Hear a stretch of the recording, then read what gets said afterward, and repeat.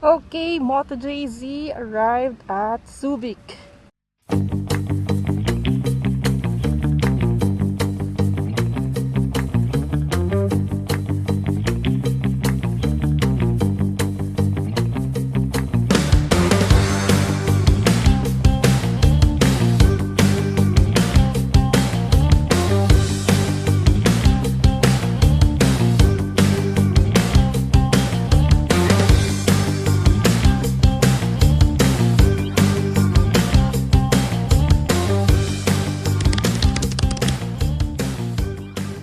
Um, 7:37 na.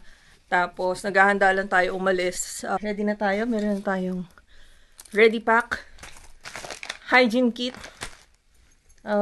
cardo, syempre, importante. Tripod, pang vlog. Ito, tubig. Oops, di pa pala ako nagre-refill. So, magre-refill muna ako. And then, syempre, bag natin.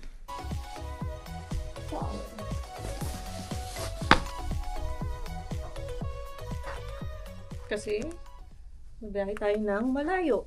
Kaya dapat, safe. Okay, mali pala tayo nung nasuot na gear. So, ngayon, nag-suot tayo ulit ng atin talaga. So, yung kanina nasuot natin kay Kuya. So, at least ito. Malaking kanina eh. Okay. Yan. Sakto yan sa atin. Ready na tayo. Papagas lang muna tayo.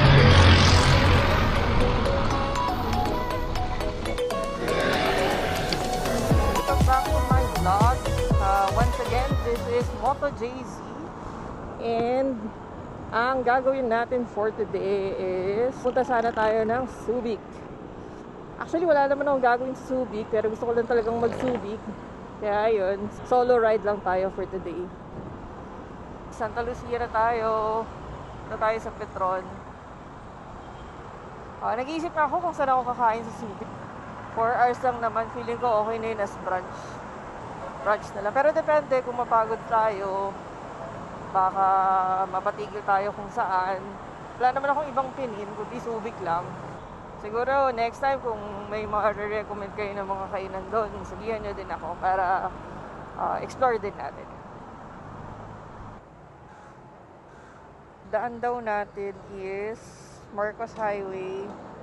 Punta daw tayo ng Bonicerano. And then mag-i-EDSA tayo. Tapos Tulyahan Bridge. MacArthur Highway. Tapos yun, mahaba pala MacArthur Highway. And then Lazatin Flyover. Nasa na tayo? Feeling ko ito na yung malapit. Ayan na, Subic na. Hintayin na lang natin yung resibo. Kamuning Flyover. Sa Trinoma na tayo. Yan, nalala ko tong building na to. I mean, tong mall na to dati. Nung grade 5 kasi ako, dito ako nakatira sa Mayan sa Valiches. And then ito yung pinakamalapit na aming mall. Tuntua kami dyan. Kasi ang laki. Doon naman sa kabilang mall, sa SM North, paborito namin doon yung yung popcorn. Sa sinehan lang. Parang doon ako nakatikim ng popcorn na gusto kong balikan kahit wala akong pinapanood na movie. Nakakaramdam tayo ng konting patak. Pero sana hindi naman uulan ng malakas kasi syempre babiyahe tayo. Sumalabon na. Teka, nadaanan ko pala ito dati nung umuwi ako galing ng Bulacan. Malapit lang pala. So Malolos, Bulacan na tayo and time check 10 o'clock. Ang sabi ay 3 oras na lang daw makakarating na tayo sa Subic. And hanap tayo ng mapag-stopoveran. Parang deserve ko na mag-stopover. Gusto ko yung KFC sana eh. Ewan ko kung saan may KFC na malapit.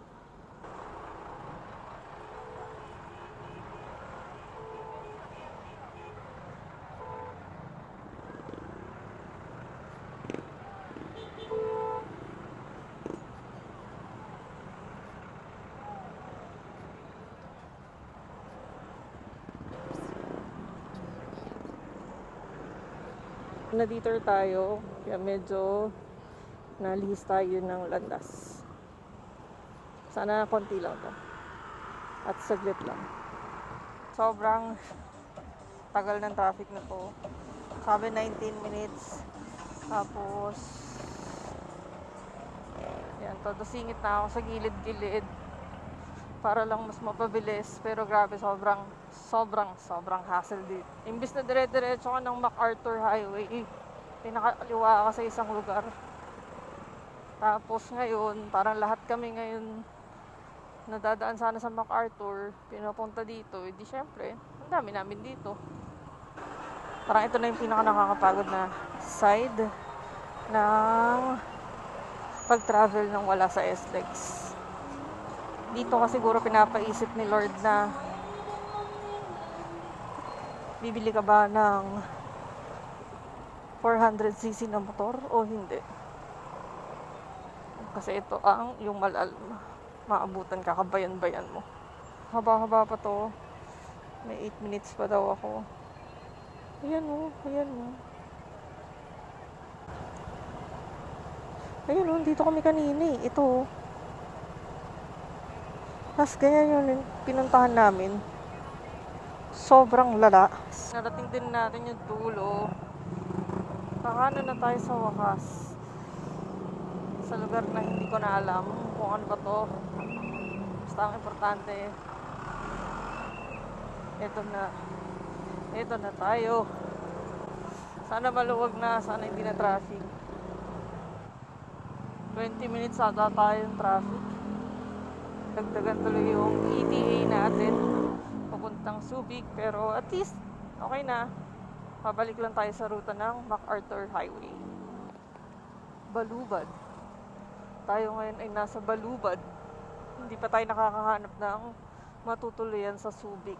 Kaya mamaya magre-restaurant muna tayo. Saka tayo titingin ng matutulugan. Ayun. Back to you later. Okay, nakabalik na tayo sa MacArthur. Malolos, Bulacan. Hello, here we go. Ha! Ayun yung KFC na hinahanap ko. Ito pala.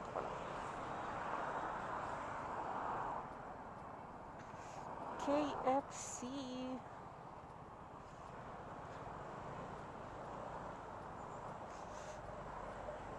First meal. Napadpad tayo ngayon sa KFC. KFC sa Malolos. First stop. Pagod na ako. Pahinga muna saglit. Tara, kain.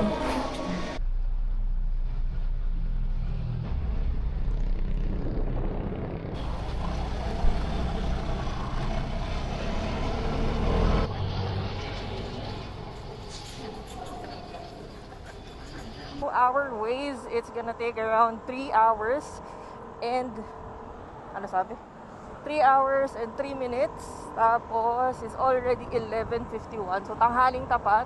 Hindi naman ganun kainit, kaya parang kaya naman.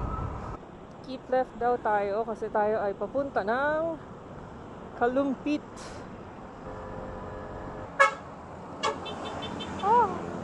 Bakit tayo dito dumaan pa sa lubak imbes na dun sa diretso? Amoy feeds. Siguro kasi may mga water bodies. Dito na tayo sa Santo Tomas, Batangas. O diba, isa na namang ningnangan ang nakita. Daming ningnangan. Welcome, City of San Fernando, Pampanga, home of the giant lanterns. Time check, 12:46. 1 hour and 47 minutes na lang daw. Nandun na tayo around 2:33 ang ating estimated time of arrival. Ang una natin gagawin ay matutulog. Magpapahinga ako, maliligo. Actually, yung binook ko kanina, hindi ko alam kung merong parking. Kasi binook ko lang siya sa Agoda.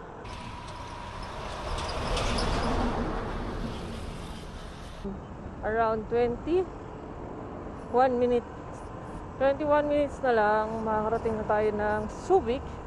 And medyo inaantok ako, kaya kailangan kong magdaldal. Sabihin ko lang din kung bakit ako comfortable sa Subic, kasi dati madalas din kami dito ng family ko. Yung mama ko laging, ewan ko bakit lagi niyang hilig ang Subic. And then dati kasi yung mama ko, pagpunta dito, nakarating siya sa isang event. May event dito. Tapos kami ng kapatid ko, dadala kami ng bike. Parang bumabike kami around Subic. And then si mama, ibang mo lang siya sa mga food parks and all. Yan. Pagbalik mo, kakain ka na lang kasi meron na siyang mga hipon. We're here at Olongapo na ang didilaw ng mga jeep nila dito. Welcome to Subic. Nakarating akong mag-isa, solo rider sa Subic.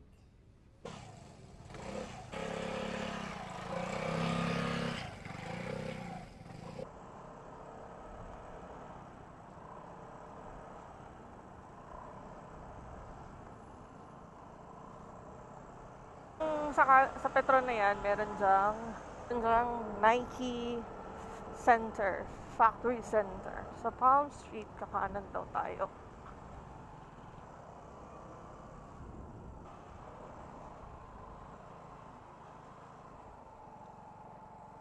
Subic Boutique Hotel. Yun. Gamit natin, nilagay natin sa bag. Kaya itong bang ito, iwan natin. Dito na tayo sa Boutique Hotel.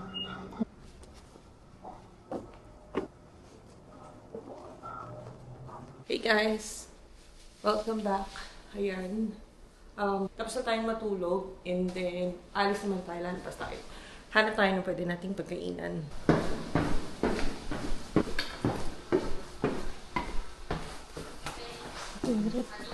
Punta muna tayo sa Petron. Magpapagas muna tayo.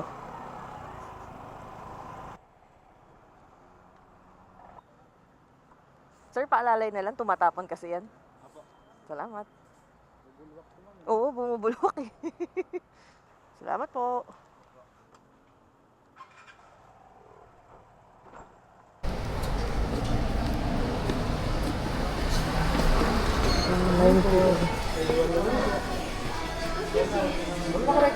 Oo, bawal. Okay, sige. Kakatapos lang natin sa Nike Factory. Outlet store. And then, wala kasi tayong makitang shoes or anything na interesting. Kaya, sige na. Ayos na tayo.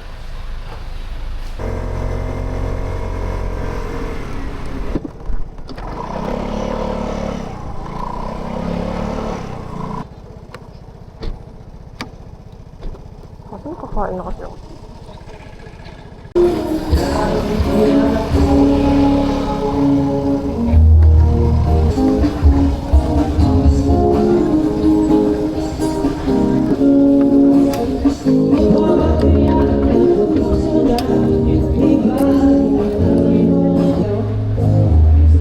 Nasa Texas Joe tayo. Global Diner.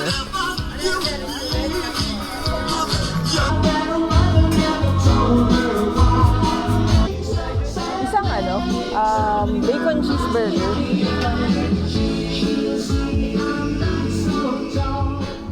Tsaka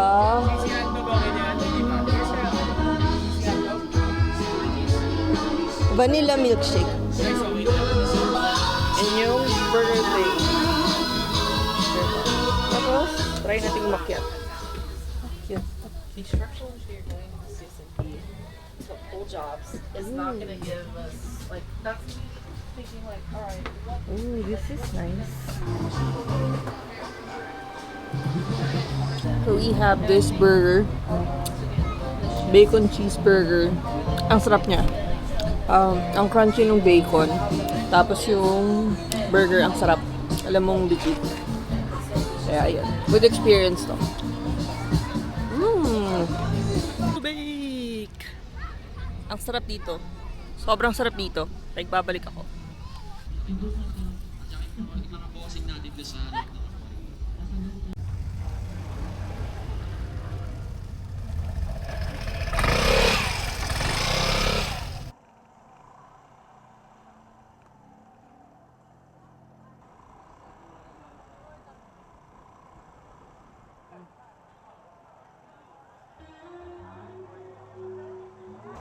Ang daming nakapark. Oh, tsaka parang may magandang place dun, oh. Pwede kang tumambay. The Lighthouse. Oh my God! Golfing range. Sunset Swing. Diba? So, kung gusto niyo mag-golf, punta lang kayo dito. Tanong natin. Miss, magkano? Magkano? Pag individual, 1 minute, 1 hour. Pag group, 700 per slot. Golf club rental, 250. So, in total, pag mag-isa ka, 750. Sige. Thank you. 750 lang per tao.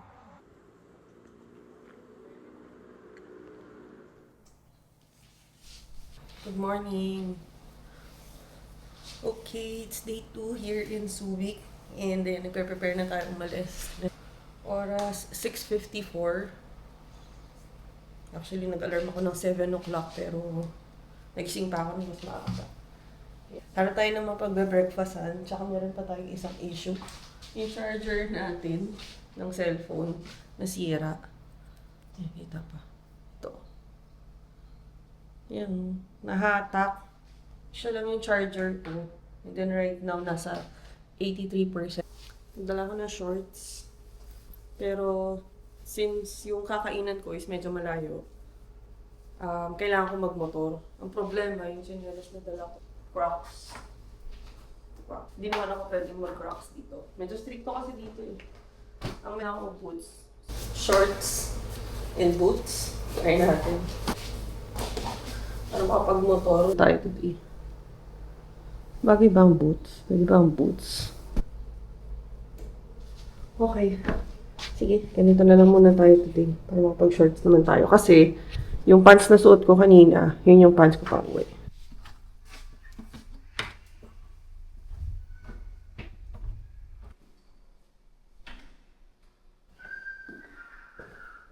Walang po sa ko nalagay yung susi ng motor ko.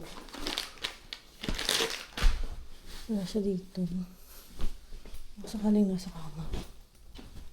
Wala talaga. Sana nasa motor.